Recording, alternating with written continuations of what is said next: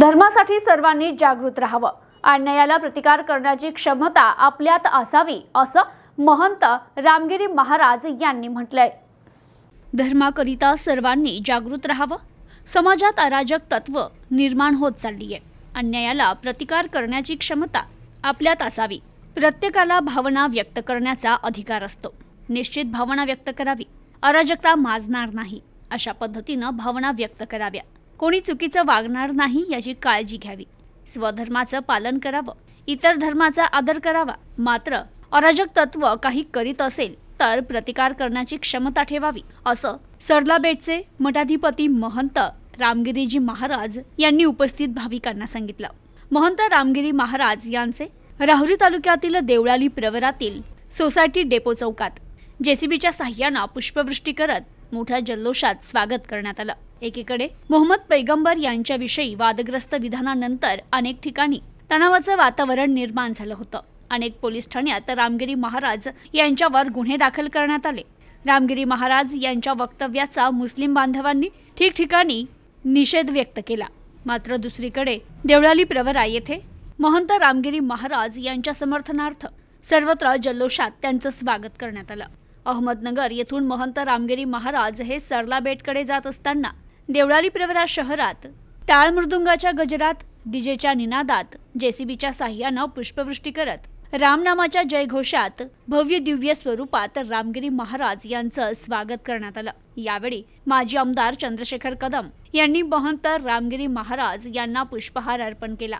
त्यानंतर रामगिरी महाराज यांनी भाविकांशी संवाद साधला। देवळाली प्रवराचं स्वागत स्वीकारून महंत रामगिरी महाराज सरलाबेटकडे मार्गस्थ झाले। यावेळी त्यांच्या ताफ्याला पोलीस संरक्षण देण्यात आलं होतं। वारकरी, टाळकरी, हरिभक्त परायण मंडळी आणि सकल हिंदू समाज बांधव तसेच देवळाली प्रवरा शहरवासीय यावेळी मोठ्या संख्येने उपस्थित होते।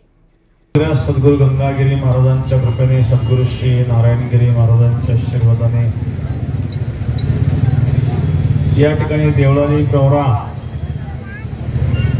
सर्व ग्रामस्थ या ठिकाणी उपस्थित आहेत। मी माननीय भाऊंनाही धन्यवाद देईन,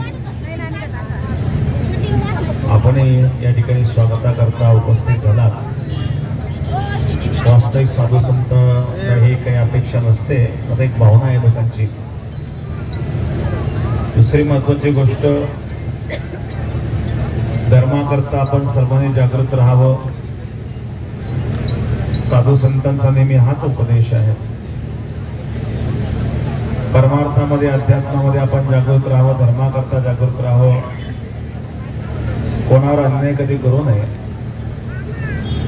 शास्त्र तर हे सांगत की गवताची काळी सुद्धा विनाकारण कोणाला टोचू नये।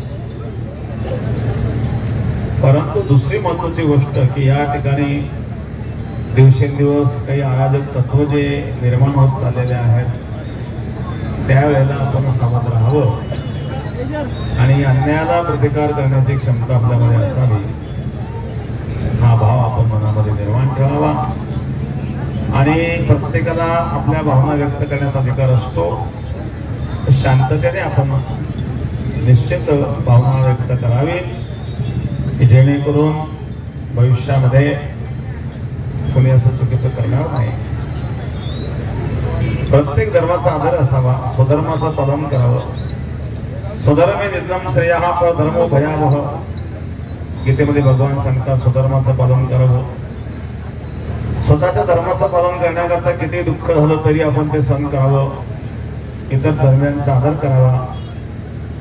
तो धर्म कुठलाही असू दे, फक्त त्यामध्ये असणारे अराजक तत्व असतं, या अराजक तत्व जर काही करीत असतील तर अशा वेळेला मात्र आपण प्रतिकार करण्याची क्षमता त्यात ठेवावी। भारत माता म्हणतो, जगामध्ये भारत हा एकमेव देश आहे ज्याला माता म्हटलं जातं। बाकी किती देश श्रीमंत आहेत, किती देश पुढारलेले आहेत, पण त्याच्या मागे माता लावलं तर आपल्या कार्याला बरं वाटत नाही, आपल्याला योग्य वाटत नाही।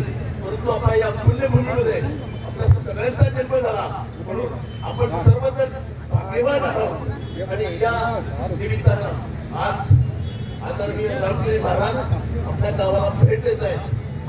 प्रतिनिधी राजेंद्र उंडे, न्यूज टुडे 24, राहुरी, अहमदनगर।